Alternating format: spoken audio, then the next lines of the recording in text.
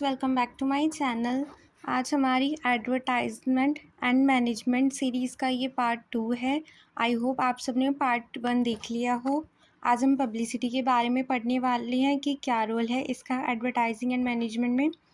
तो चलिए अब इसको पढ़ते हैं। व्हाट इज़ पब्लिसिटी, यानी कि प्रचार क्या है? It is the non personal stimulation of demand for a product, service, business unit by planting commercially significant news about it in a published medium or obtaining favorable presentation of it upon radio, television or stage that it is not paid for by a sponsor। यानी कि यह किसी उत्पाद, सेवा, व्यवसाय इकाई के लिए मांग और को गैर व्यक्तिगत रूप से उत्तेजित करना है। इसके लिए किसी प्रकाशित माध्यम में इसके बारे में व्यावसायिक रूप से महत्वपूर्ण समाचार प्रसारित करना या रेडियो, टेलीविज़न या मंच पर इसके बारे में अनुकूल प्रस्तुति प्राप्त करना है, जिसके लिए प्रयोजक द्वारा भुगतान नहीं किया गया है। यानी कि पब्लिसिटी एक मीडियम है लोगों तक मैसेज पहुंचाने का।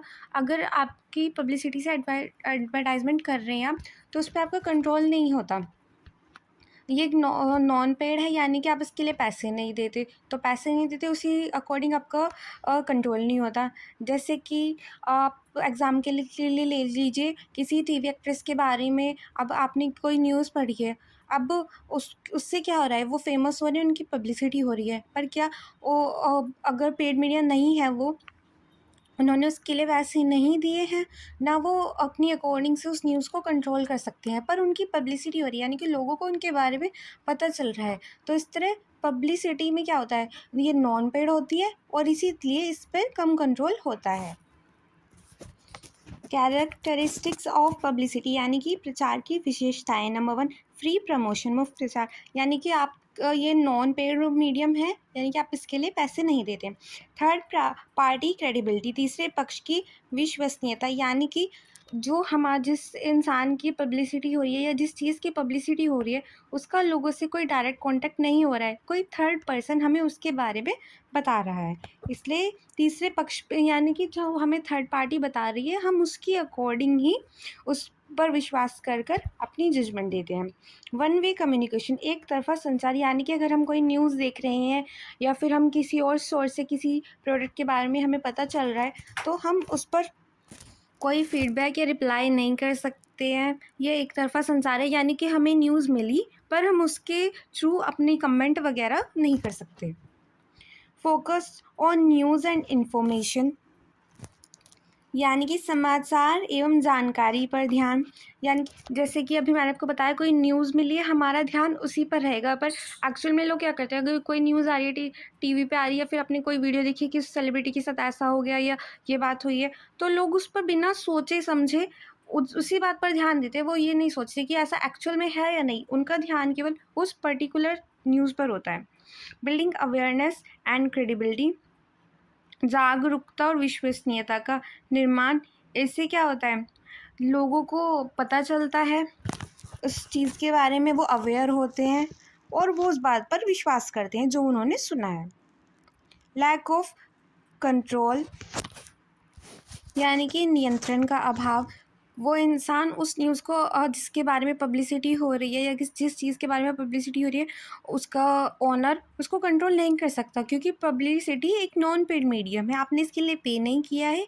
वो अपनी अकॉर्डिंग, जैसे कि फूड ब्लॉगर्स होते हैं, ये अपना रिव्यू देते हैं खाने पर जिस फूड कोर्ट में वहाँ पे जा रहे हैं वो उसको कंट्रोल नहीं कर सकते, क्योंकि वो उनका पर्सनल ओपिनियन है। वो अपने द्वारा लोगों तक ये मैसेज पहुँचा रहे हैं, उनके लिए किसी ने उनको पे नहीं किया है। पोटेंशियल